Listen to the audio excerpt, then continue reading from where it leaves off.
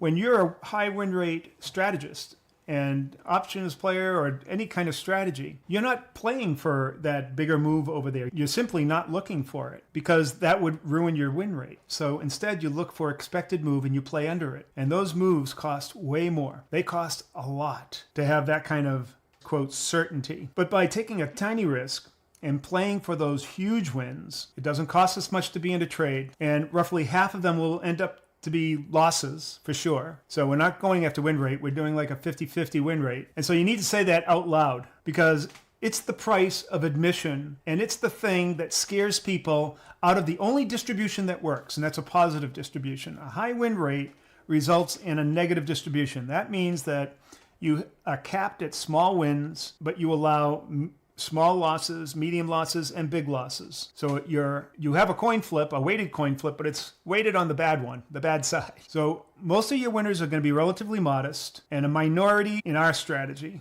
We do the exact opposite. We have a right-leaning distribution. So most of those wins are going to be modest. All of our losses are going to be small and capped. A minority of those are going to be large. So we're going to go from small to a minority of large. And those trades take care and beat all of the losses. Then a small precious slice are the ones that make our year or our week or our month. I don't have to have more than, say, 1 or 2 big wins.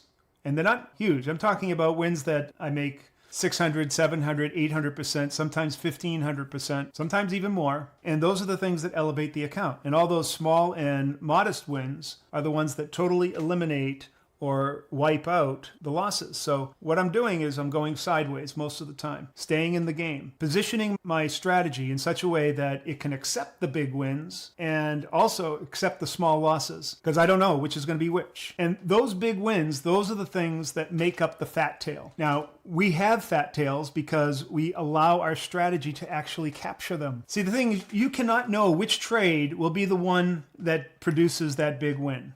There's no way. You can only be in it when it happens, at a size that doesn't kill you when it doesn't. When with enough shots, that tail gets its chance to show up. It's a probabilistic game. Like I said, in the expected move, we know there's going to be about somewhere between 15 and 35% of the time, we're going to get a really big move. And the only way we're going to get it is that we always have to be in the game with a strategy that allows us to get it. Now, if you're going for win rate trying to get that means that you have to pay an enormous price to be in that game, and that's what you can't afford. So all you have to do is let go of the idea of having to win all the time. And it's easy. When you have small losses, it makes it a lot easier.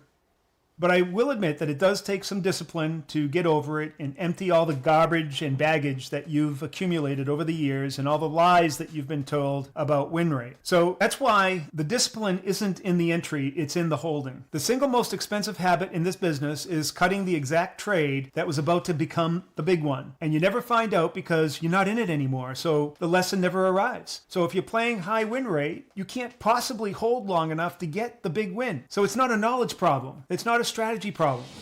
Thanks for watching, guys. I hope you enjoyed the video, and if you're interested in having the tools you need to become a profitable 0DTE trader, check out the link in the description. Take care, guys.